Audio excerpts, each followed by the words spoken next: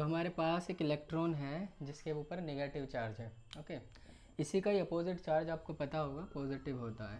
ठीक, आप देखोगे जो इलेक्ट्रिक फील्ड लाइंस हैं वो पॉजिटिव चार्ज में और नेगेटिव चार्ज में अलग अलग तरीके से बिहेव करती हैं। जैसे कि पॉजिटिव चार्ज में आप देखोगे हमेशा इलेक्ट्रिक फील्ड लाइंस बाहर की तरफ होती हैं, ठीक है, और नेगेटिव चार्ज में यही इसका उल्टा होती है।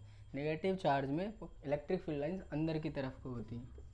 तो मैंने इसमें अंदर की तरफ को ड्रॉ कर दिया, एरोज आप देख पा रहे होगे इसमें अंदर की तरफ और बाहर की तरफ। ऐसा होता क्यों है? बेसिकली जब आप इन दोनों को एक साथ देखोगे कभी भी कोई चार्ज अलोन एग्जिस्ट नहीं करता है एनवायरनमेंट में। मतलब ऐसा नहीं होता है कि कोई नेगेटिव चार्ज फ्रीली मूव कर रहा है या कोई positively charge particle freely environment में या कहीं भी दुनिया में मूव कर रहा है। ऐसा होता नहीं है, ऐसा पॉसिबल नहीं है।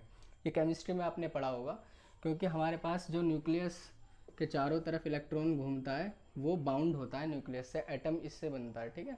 और अगर हम इसको एक सर्टेन एनर्जी दे देंगे तो इलेक्ट्रॉन फ्रीली बाहर चला जाएगा। तो ऐसा होता नहीं है कि इलेक्ट्रॉन हमेशा फ्री रहे, वो हमेशा बाउंडेड होता है।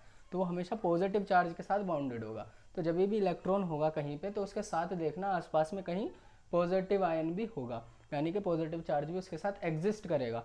अब जो इलेक्ट्रिक फील्ड लाइंस हैं वो इस तरह से होती इसीलिए हैं बिकॉज हमारे पास हमेशा डाईपोल होता है, मोनोपोल होता नहीं है, डाईपोल होता है। अब ये positive to negative electric field की स्ट्रेंथ होती है, पॉजिटिव टू नेगेटिव।